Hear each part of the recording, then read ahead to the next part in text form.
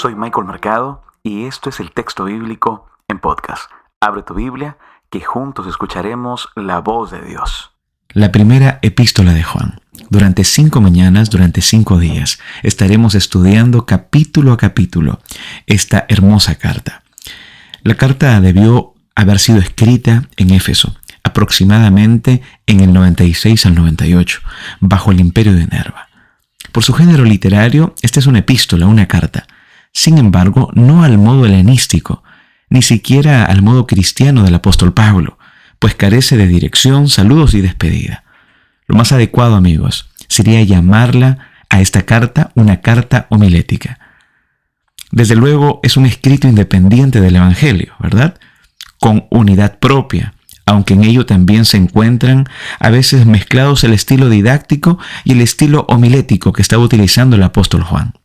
Amigos, su contenido, ¿verdad?, en síntesis es este. Lo que el apóstol Juan trata de presentarnos como lo central de esta carta es a Dios como el revelador, en su verbo o en su palabra. También nos presenta al Hijo Jesús, el Mesías, el cual nos invita a la comunión de vida con el Padre. Pero ¿cómo podremos lograr esta comunión? Para lograr esa comunión hace falta caminar en la luz, pues Dios es la luz.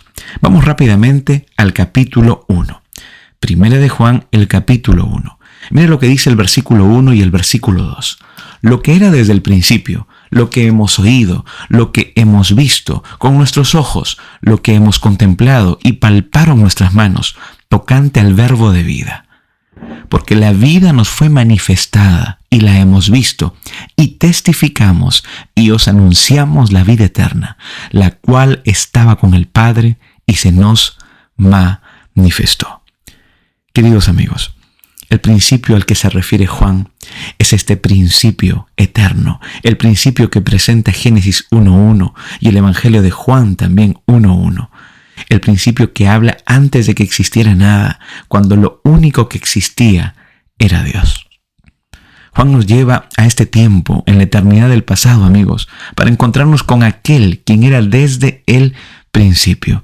El texto bíblico dice lo que hemos oído, lo que hemos visto con nuestros ojos, lo que hemos contemplado y lo que palparon nuestras manos.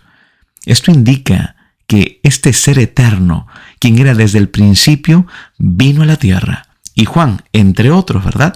Porque Juan está hablando de manera plural, no singular. Habían personalmente experimentado a aquel que era eterno. La pregunta tal vez para esta mañana sería la siguiente. ¿Qué has visto? ¿Qué has oído? ¿Qué has contemplado? ¿Qué han palpado tus manos? ¿Has visto el poder de Dios? ¿Estás conociendo más del Señor a través de su escritura, de la Biblia? ¿Has visto milagros? Si tú has visto eso, no puedes callar.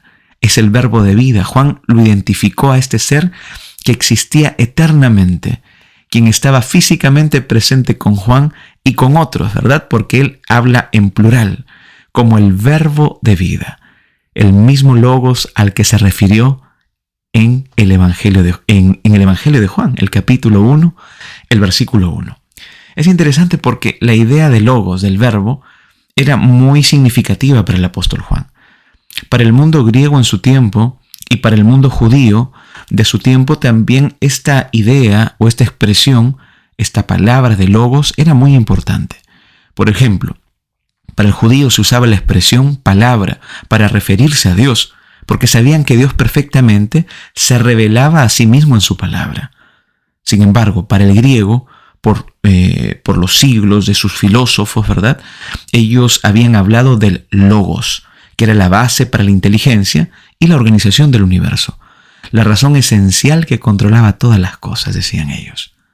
Entonces, el apóstol Juan utiliza estas expresiones, ¿verdad? ¿Y qué es lo que está haciendo él? Él está tratando de dirigirse a todo el mundo. Este logos del que han estado hablando y escribiendo por mucho tiempo. Bueno, le hemos escuchado, dice él, le hemos visto, le hemos palpado. Y ahora permítannos contar acerca de este logos. Amigos, en este primer capítulo de esta carta de Juan, nosotros vemos algo importante. Esta comunión que el apóstol Juan tenía y desea transmitir a sus oyentes para que puedan participar de esta comunión. Le hemos visto, le hemos oído, le hemos palpado, y es por eso que le contamos, les damos a conocer. Si tú has visto, si tú has palpado, si tú conoces, no puedes quedarte en silencio. Muchas personas en tu hogar, en el lugar donde tú vives, en la esfera social en la cual tú te desarrollas, tal vez en la universidad, en tu trabajo, tú necesitas contar a otros de este Logos, de este ser, de este Dios Todopoderoso. Yo quiero rápidamente no omitir el versículo 9, porque en el versículo 9 también nosotros encontramos algo muy esencial para poder practicar en nuestra vida diaria. Mira lo que dice rápidamente el versículo 9. Desde el versículo 8, por favor. Si decimos que no tenemos pecado, nos engañamos a nosotros mismos, y la verdad no está en nosotros.